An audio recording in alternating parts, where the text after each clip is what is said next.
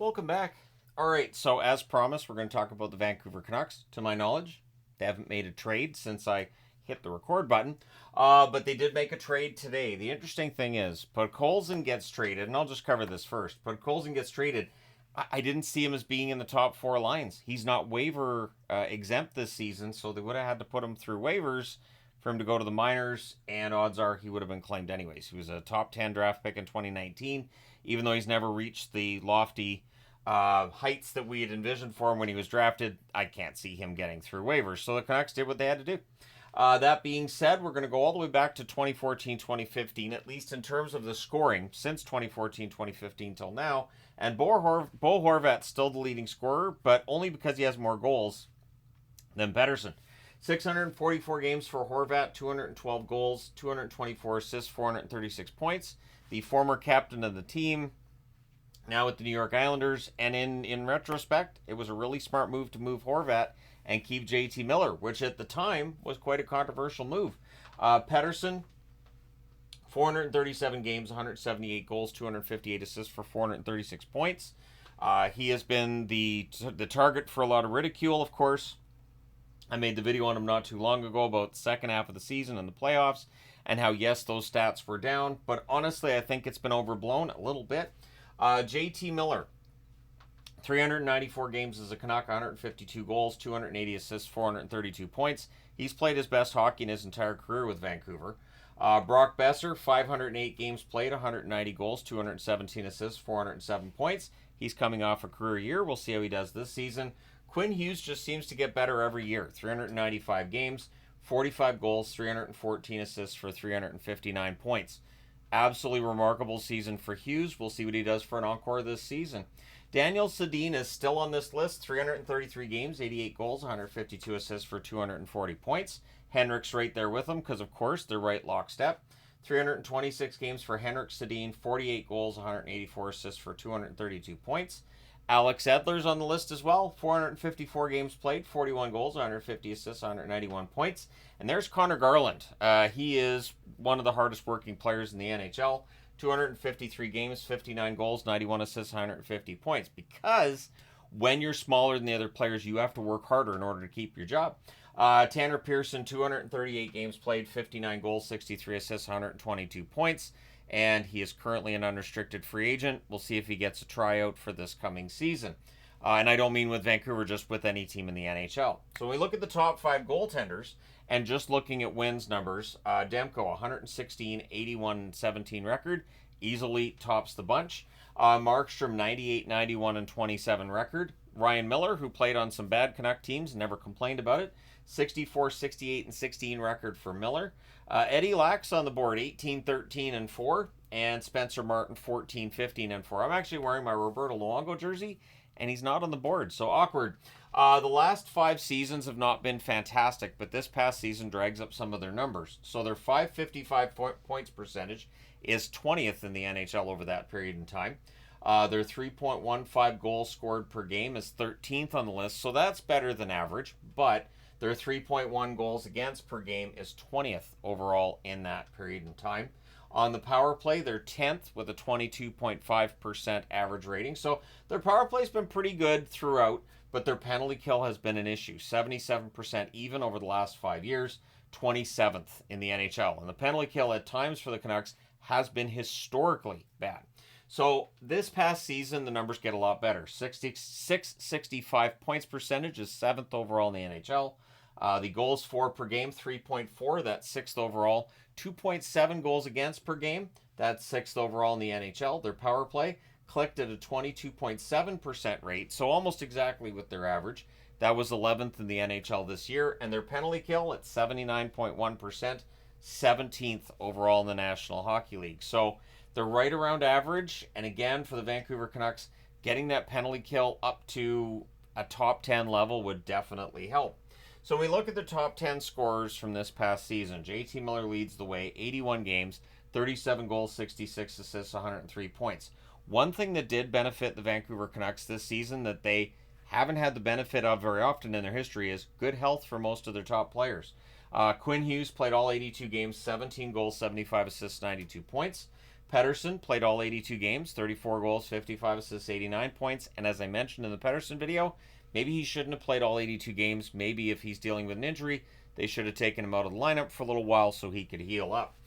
Besser, 81 games, 40 goals, 33 assists, 73 points. Hronik had a very strong first half, quiet second half, but still 81 games, 5 goals, 43 assists, 48 points. Connor Garland, 82 games, 20 goals, 27 assists, 47 points, and he never takes a shift off.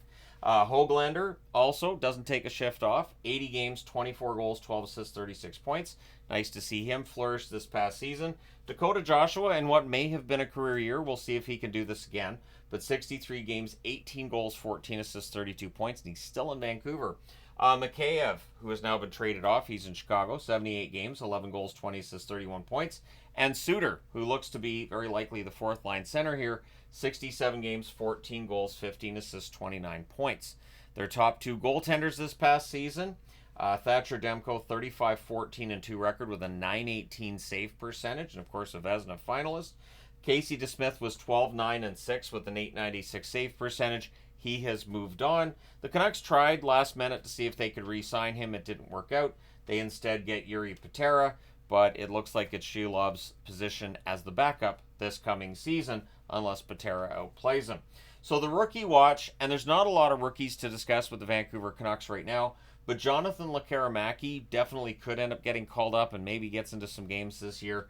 And Shelov's, of course, still, I believe, technically a rookie at the NHL level, so we'll see what he's able to do this season as the backup. If you're a Canucks fan, you're hoping he's the backup because if Demko's hurt to start the season, that really changes things quite a bit. Now, their top 12 forwards, and I didn't really mess with things too much, but I did change one thing, and I know Canuck fans are going to get mad, but these lines are not the actual lines. I don't have any control over what Talkit does. Nils Höglander, JT Miller, and Brock Besser. If that's the top line, again, you've got three pretty hard-working forwards there, and JT Miller is the kind of guy who will hold his line mates accountable. He does not put up with any foolishness out there, and he's quite vocal about things if they're not going the way they should. Jake DeBrusk very well should end up on Pettersson's line, and maybe Garland ends up there as well. So people got mad last time out that I split up the third line, and I'll explain it here as well. The third line for the Vancouver Canucks was fantastic this past season.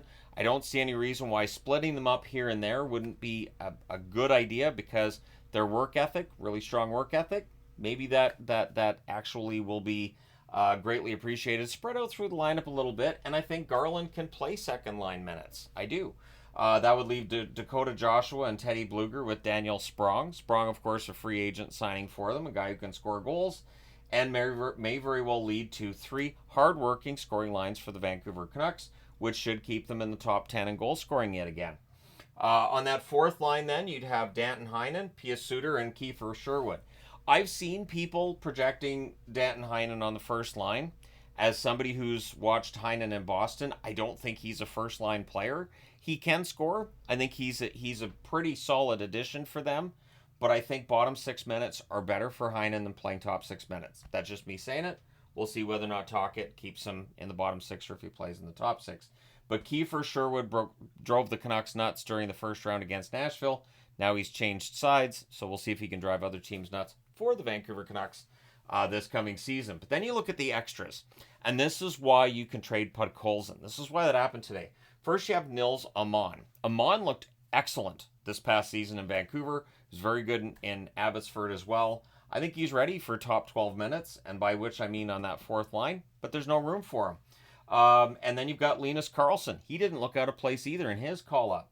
Nathan Smith, a free agent signing by the team. You got Atu Ratu, who of course has been playing in Abbotsford. If you want to get him a chance, Podkolzin would have been standing in his way as well. Phil DiGiuseppe. Phil DiGiuseppe, of course, at times had top 6 minutes this past season. A bit of a head-scratcher for me at times with where he was deployed, but it worked pretty well. Arshdeep Bains, who struggled at the NHL level, but he was very good at the AHL level. Josh Bloom, Danila Klimovich, and Jonathan Lekkerimäki's right there. So Lekkerimäki coming in to play in Abbotsford. I think this is one of the reasons why Podkolzin becomes expendable.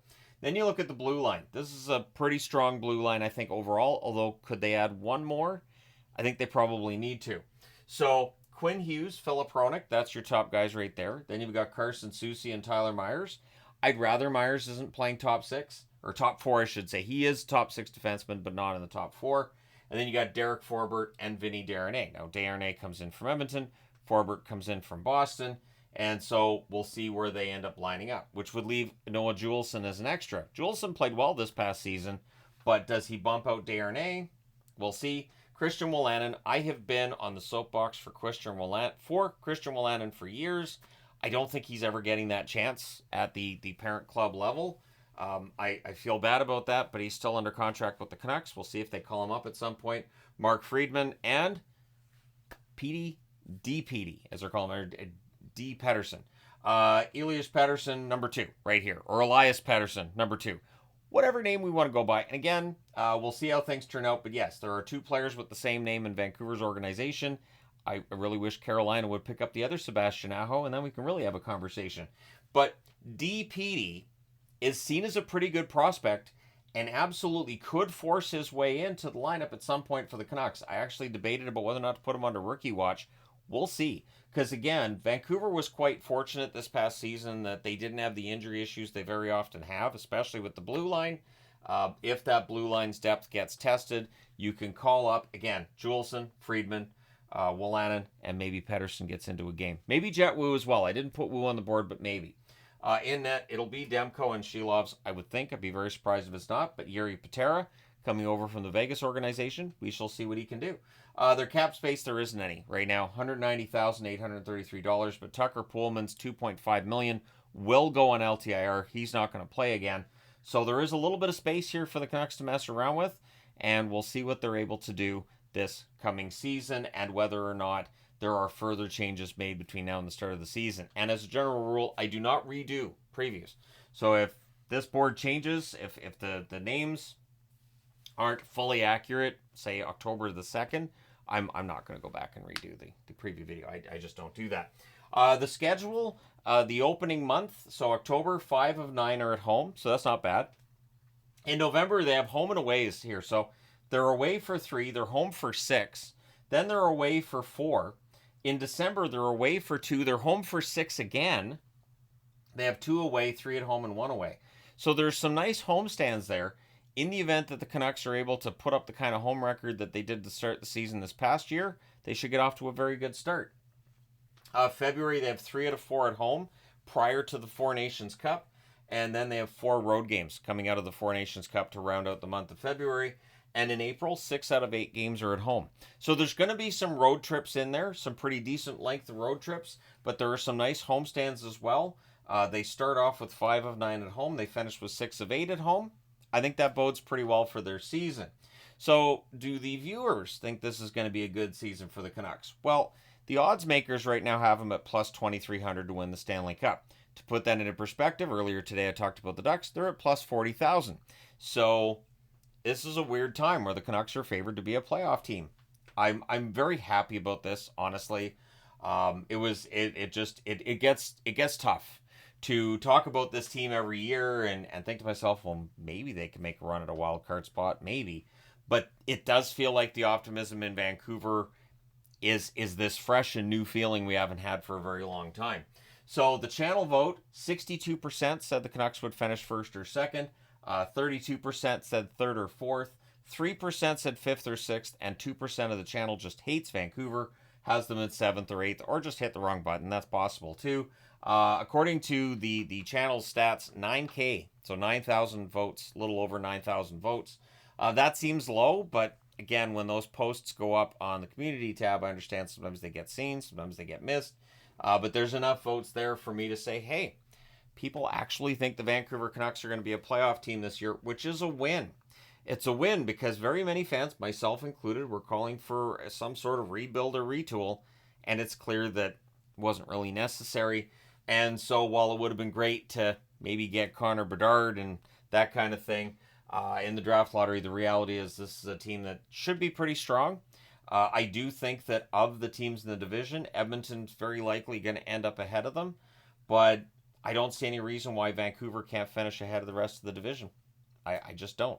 But let me know your thoughts in the comment section below as always. One concern I would have is the Canucks had that fantastic first half where everything just seemed to be falling their way. Does that lead us to maybe some recency bias and maybe Canuck fans are overly optimistic? I don't think so. I think this is a very strong lineup. I think this is the strongest lineup the Canucks have had in at least 10 years. But let me know your thoughts. Hit like and subscribe if you haven't done so already. And hey, it is nice to talk about a playoff-bound Vancouver team. At least they look like they should be playoff-bound after making the playoffs last year. And that's kind of fun because this channel's been around since 2016, and twice this team's been above the playoff line. Be great to see it again. Let me know your thoughts on the Vancouver Canucks. Hit like and subscribe if you haven't done so already. Thank you guys so much for all your support. I will talk to you again soon.